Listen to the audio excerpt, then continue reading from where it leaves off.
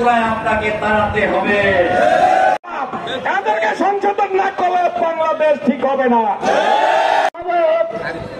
ভোলা পৌরসভার সাবেক মেয়র শফিউর রহমান কিরণ উপস্থিত আছেন। ভোলা জেলা বিএনপির সাবেক সাধারণ সম্পাদক, জেলা বিএনপি যুব আহ্বায়ক হারুন রশিদ রুমেন সহ জেলা বিএনপি নেতৃবৃন্দ, ছাত্রদল, যুবদল, স্বেচ্ছাসেবক দল, কৃষক দল, শ্রমিক দল সহ সকল অঙ্গ সংগঠনের নেতৃবৃন্দ, প্রিয় ভোলাবাসী, আসসালামু আলাইকুম। আজকে কোঠা বিরোধী আন্দোলনের মাধ্যমে এই খুনি হাসিনার পতনের সূচনা হয়েছিল।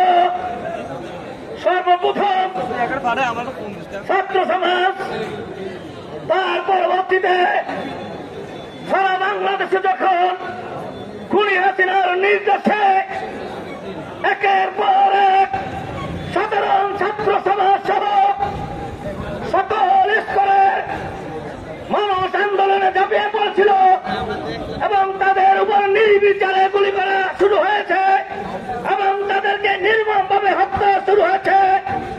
সর্বশেষ বৈষম্যমূলক ছাত্র আন্দোলনের মাধ্যমে এক দফা আন্দোলন রূপান্তরিত হয়ে এই খুনি হাসিনা 5 তারিখে বাংলাদেশ থেকে পালিয়ে যেতে বাধ্য হয়েছে। বন্ধুরা আমার, এই সরকার ক্ষমতায় এসে প্রথম বিডিআর বাহিনীকে নষ্ট করছে। এই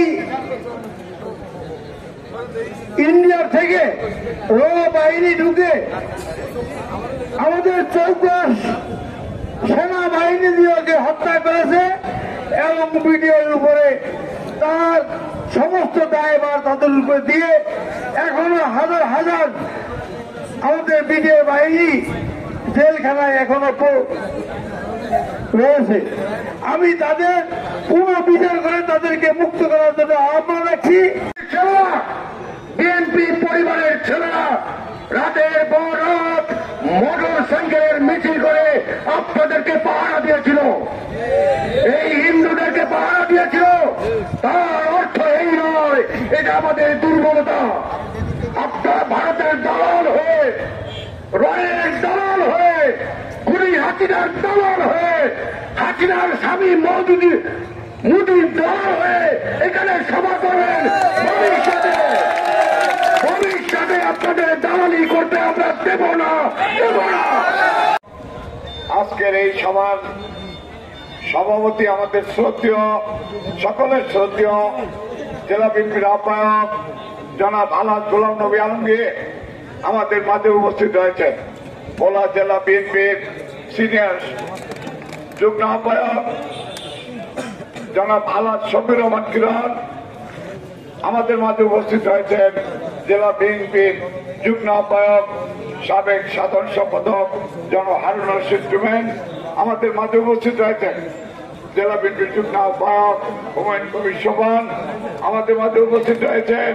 যুগ্ম আহ্বায়ক এনামুল সহ বিভিন্ন পর্যায়ে বিএনপি, ছাত্রদল, যুবদল, শ্রমিক দল, স্বেচ্ছাসেবক দল সহ সকল অঙ্গ সংগঠনের নেতৃবৃন্দ ভাইয়ের আমার আসসালামু আলাইকুম।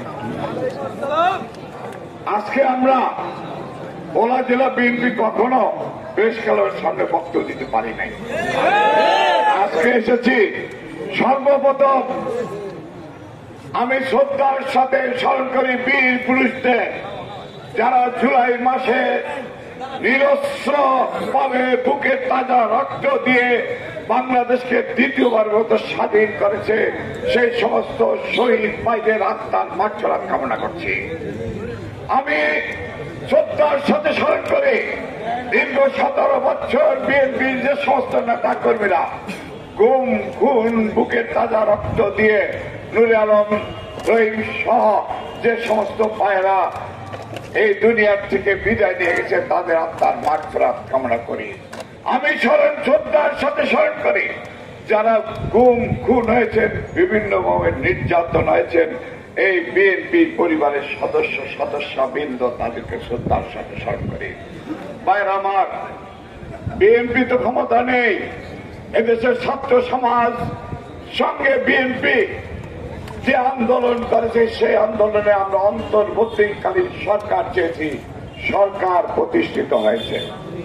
এখন এই খুনি হাসিনা পালিয়ে গেছে যে সরকার, জনগণ উত্তাল সাগরের মতো প্রতিভাবে যে সমস্ত এই তরুণ সমাজরা বিদায় করে দিয়েছে বাংলাদেশ থেকে, খুনি হাসিনার কিছু প্রেতাত্মারা রয়ে গেছে ষড়যন্ত্র করার জন্য। তারই অংশ হিসাবে গতকালকে এদেশে হিন্দু সমাজ ভাইরা আমার না বুঝে না শুনে কয়েকজন আওয়ামী লীগের, যিনি পৌর কমিটির দপ্তর সম্পাদক এবং ছাত্রলীগের কয়েকজন লোকের পরামর্শক্রমে তাদের প্ররোচনায় যারা এসেছেন তাদেরকে আমি একটি কথাই বলি, এখানে হিন্দু মুসলমান কোনো তফাৎ নেই, আপনার তফাৎ করবেন না। আমরা ভোলাবাসী, আমরা ভোলাতে পাস করি, আপনারা আমাদের ভাই, আমরা আমাদের ভাই। কেন এই ডিবেটটা করেন? এটা দ্বিতীয়বারের মতো আর করবেন না। আমরা বর্তমান অন্তর্বর্তীকালীন সরকারকে সহযোগিতা করব।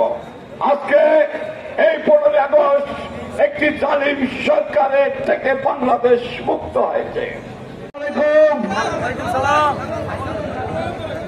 আজকের এই বিজয়ের দিনে আমি প্রথমেই মহান আল্লাহ তাআলার দরবারে আমার শুকরিয়া আদায় করছি। আল্লাহ অসীম রহমত তাহলে এই দেশের এই পরিবর্তন হতে পারত না। আজকে আমরা স্বাধীন দেশ, মুক্তভাবে কথা বলতে পারছি, প্রেস ক্লাবের সামনে এসে দুটি কথা বলতে পারছি, এটা আল্লাহর রহমত ছাড়া কিছু নয়। আমরা 17 বছর ধরে যুদ্ধ করেছি, আমাদের অসংখ্য লোককে হারিয়েছি, অসংখ্য লোক আজকে পঙ্গু হয়ে আছেন, তাদের কথা স্মরণ করতে হয়। তাই আমি যে কথাটা বলতে চাচ্ছি, আমাদের বিএনপি নেতৃবৃন্দ যারা আছেন, আমাদের দায়িত্ব কিন্তু অনেক বেড়ে গেছে। এই দেশকে রক্ষা করতে হবে, এই দেশকে এগিয়ে নিয়ে যেতে হবে।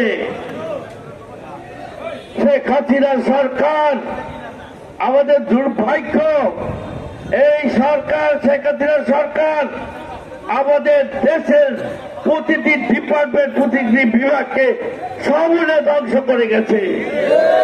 সর্বোচ্চ হাইকোর্ট, সুপ্রিম কোর্টকে ধ্বংস করে গেছে, ধ্বংস করে গেছে পুলিশ বিভাগকে, পুলিশ বিভাগকে তার ব্যক্তিগত বাহিনী করেছে, ধ্বংস করেছে শিক্ষা বিভাগকে। সুতরাং এমন কোন বিভাগ নাই যিনি ধ্বংস না করে গেছেন। এগুলোকে পুনর্নির্মাণ করতে হবে। পুনর্নির্মাণ ছাড়া একটি সুন্দর দেশ হতে পারে না। তাই তত্ত্বাবধায়ক সরকারের কাছে আবেদন রাখছি, আপনারা সঠিকভাবে এগুলোকে পুনর্নির্মাণ করেন। আজকে আপনারা অপেক্ষা করেন, অস্থির হওয়ার কোনো কারণ নাই। যারা অন্যায় করেছেন, যারা এই দেশকে ক্ষতি করেছেন, এই দেশকে ধ্বংস করেছেন, তাদের মুক্তি নাই। আপনারা জানেন, দেখছেন পত্রপত্রিকায় এই দেশের অর্থনীতিকে যে সবচেয়ে ক্ষতি করেছে সেই ধর্মের বাবা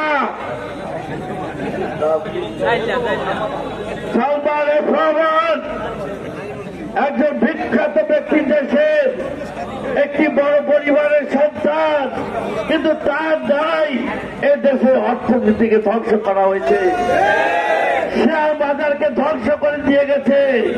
এমন কোন অর্থনৈতিক কর্মকাণ্ড নাই যেটা উনি নাই। এই সালমান এফ রহমানের বিচার এই মাটিতেই হবে। আজকে 14 তারিখ নয়, আপনারা সারা বছর এই দেশকে পাড়া দিয়ে রাখবেন। আরেকটি কথা বলি, 14 আগস্ট হল আইসা প্রতিষ্ঠা দিবস, 15 আগস্ট হল ভারত প্রতিষ্ঠা দিবস। সুতরাং 14-15 করলে আমরা পালন করবো না। আমরা বাংলাদেশের বাংলাদেশ শিক্ষা বন্ধ করবো।